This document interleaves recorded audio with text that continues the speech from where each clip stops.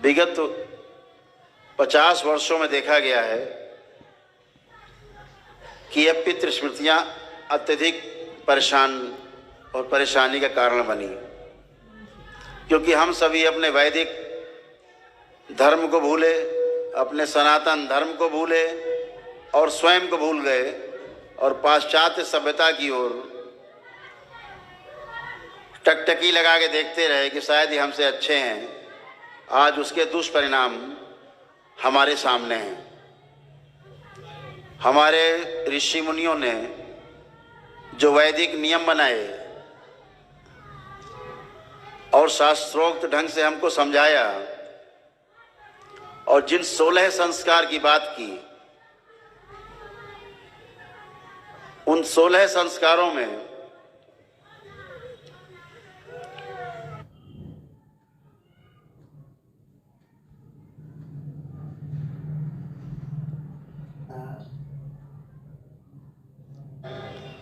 वो सिर्फ इसलिए हैं कि आपको आपकी पितरों से दूरी बने,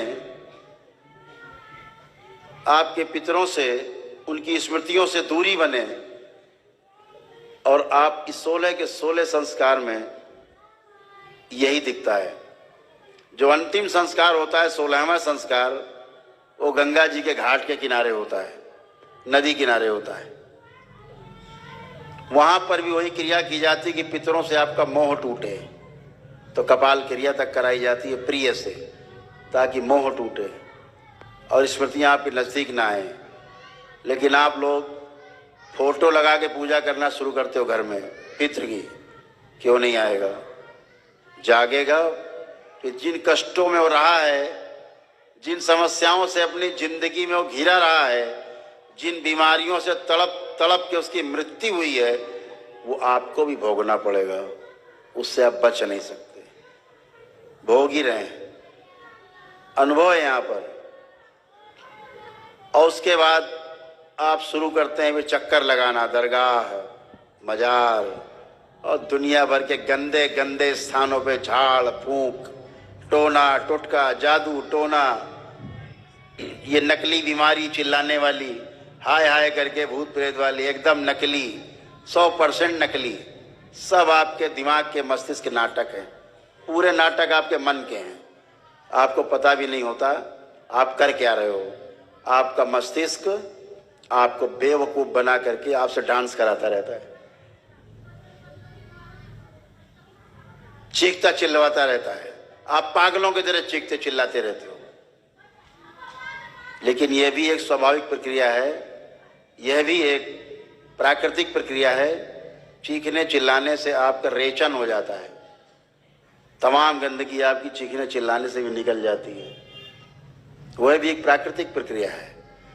लेकिन जब आप अपने पर से कमांड खो देते हैं, अपने ऊपर से अपना नियंत्रण खो देते हैं, तो फिर आप पागल कहलाते हैं। फिर लोग आपसे दूरी बनाना शुरू करते हैं। इतना ही नहीं, आपके घर परिवार के लोग भी आपके हरकतों से परेशान होकर के आपसे दूरी बनाना शुरू करते हैं।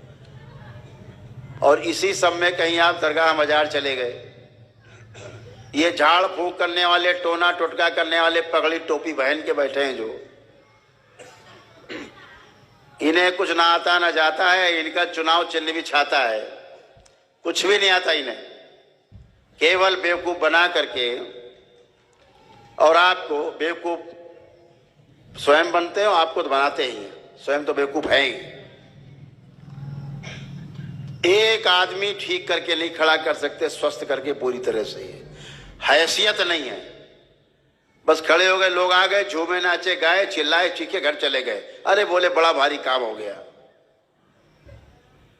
पर्चे भी लिख दिया, जाओ तुम्हारा 2026 में औलाद पैदा हो जाएगी, आशीर्वाद है, खत्म का। अब आप लेके घूमो पन्ना आशीर्वाद का।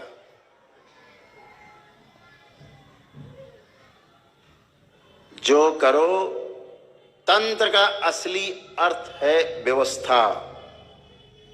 जो अव्यवस्था फैलाए वो तंत्र नहीं, वो केवल टोना टुटका है। और इससे बचिए, इससे नहीं बचे हो आप लोग, उतना ही आप फंसते चले गए। यहाँ लोग अभी हाथ उठा के बताएंगे जितना जितना आपने जादू टोना झाड़ फूक और बालाजी और उठा पटक सब किया होगा, तंत्र मन टोना टुटका अनुष्ठान जब तब, उतना कष्ट बढ़ा कि घटा। अगर बढ़ा हो तो हाथ उठाएं, ये करने के बाद बढ़ गया हो तो हाथ उठाएं। करते करते बढ़ गया। और कितने लोग बैठे जो बालाजी गए यहाँ पे परिवार गया है, कभी हाथ उठाओ, उठाइए हाथ, निसंकोच उठाइए। ये देखिए बालाजी यहाँ 10-10 साल से, 20-20 साल से, 30-30 साल से, 35-35 साल से जा रहे हैं। वहीं घर बनवा लिए हैं, पूरा घर तबाह हो चुका, कुछ बचा नहीं है। करौली सरकार में आ करके ही पेशी, ये आपकी पागलों की हरकतें कटती है।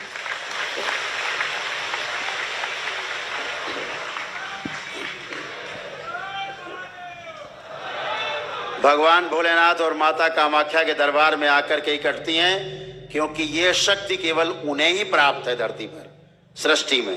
ये शक्ति किसी को प्राप्त नहीं है।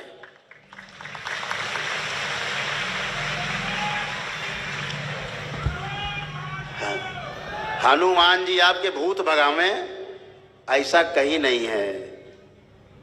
ये है कि भूत पिशाच निकट नहीं आवई, महावीर जब नाम सुनावे। महावीर का नाम ले तो भूत पिशाच भाग जाते हैं, ऐसा कहा गया, ऐसा कहा गया। अब पितृ को कौन भगाएगा?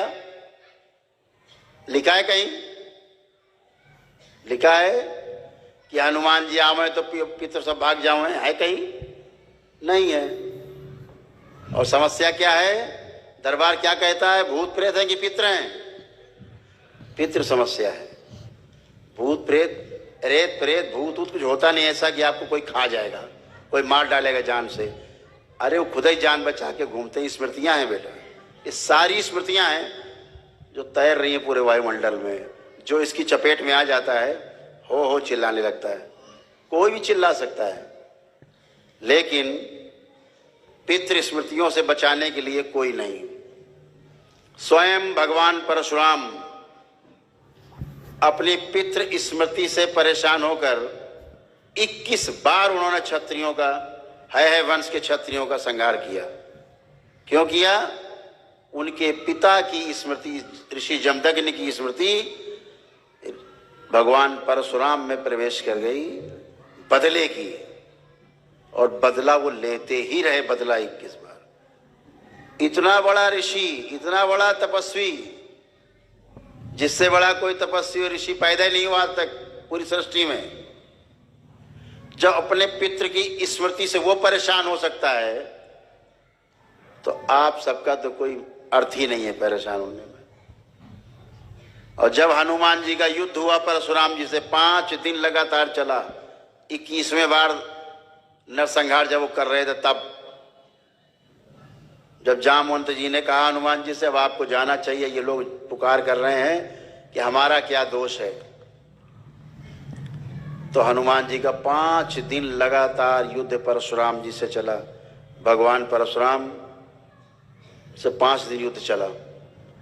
हनुमान जी परेशान हो गए कि भाई कैसा आदमी है ये, कैसा ऋषि है, हत्या करने वाला है, ये तो अभयदान देने वाले हैं, ये तो जो है हत्याएं कर रहे हैं। तो अब उन्होंने विशेष शक्ति का प्रयोग करके, क्योंकि हनुमान जी ने जब पूरी विशेष शक्ति का अपना प्रयोग किया और परशुराम जी को एक वृक्ष में बांधा और ठीक से देखा ऐसा क्यों कर रहे हैं, तो हनुमान जी को दिखा कि उनके पितरों की जो स्मृतियां हैं बदला लेने के लिए आमादा, जिनकी हत्याएं हुई थी, है वंश के क्षत्रियों ने, राजाओं ने उनकी हत्या की थी पिता की, वो उनके पिता की मरते समय की बदले की स्मृति थी वो अंदर, जिसके कारण उन्होंने 21 बार विनाश किया है वंश के क्षत्रियों का। तो हनुमान जी की कथा, फिर कथा है कि हनुमान जी पितृलोक गए, वहां से उनके पितरों को लाए और उनसे कहा कि समेटो अपनी सारी स्मृतियां, और सारी स्मृतियां समेट के जब पितृ बाहर गए तो परशुराम जी के 2 आंसू उनके नेत्रों से टपक पड़े, यानी सारा मैल निकल गया। इसमें आपका निकलता है, गंदगी निकलती है, आंसू निकलते हैं, खांसी आती है, डकारें आती हैं, जमुआई आती हैं, हिचकी आती है, गंदगी निकलती है, ऐसे 2 आंसू टपके। तब उनको स्थिति का सही सही बोध हुआ। हनुमान जी ने बताया कि तुमने तो यही सब कर डाला। उन्होंने कहा ये मैंने कैसे किया, ये तो मैं कर नहीं सकता।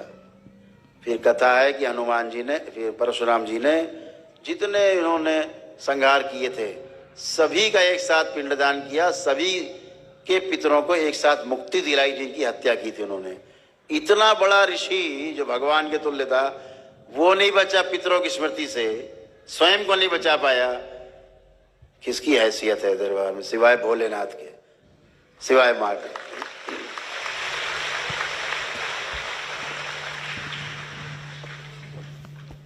तो कथा क्या है कि ये स्मृतियां आपके प्राण ले लेती हैं। अगर रोगी स्मृतियां हैं, कैंसर की स्मृतियां हैं, एड्स की स्मृतियां हैं, शरीर सड़ रहा उसकी स्मृतियां हैं, लकवा की स्मृतियां हैं, पागलपन की स्मृतियां हैं, मारपीट, गाली गलौज, दंगा फसाद के घर में स्मृतियां पितरों की रही हैं, जैसा वो करते रहे मरने के बाद वो स्मृति चिपक जाएगी। आप वैसा करने के लिए और आपके बच्चे करने के लिए मजबूर रहेंगे, आपको कोई बचा नहीं सकता। ये इस दरबार में आकर के ही आप पूरी तरह से ठीक होते हो, 100 में 100% ठीक होते हो आप इसी दरबार में। कहावत कि आम के आम गुठलियों के दाम, पितृ मुक्ति होती है, साथ में रोगों और कष्टों से भी आपकी मुक्ति होती है, उनसे भी आप बचते हैं और पूरा परिवार एक साथ बचता है, पूरा परिवार आपका स्वस्थ होता है। तो सभी पितर आज मुक्ति के लिए बाट जोड़ रहे हैं। हंसी खुशी में आपको शायद जो देख सकते हैं, जिनके पास दृष्टि होगी